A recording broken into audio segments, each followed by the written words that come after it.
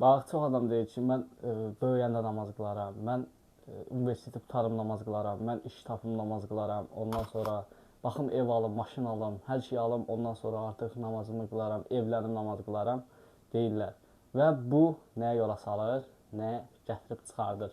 Həqiqətən insan ertələdikcə, yola verdikcə tak bir də görür ki, ölüm yaxalayır və cənazə namazı qılınır və hayya ələs-sələ yola salınır. İnsanı yola salırlar qəbr aləminə.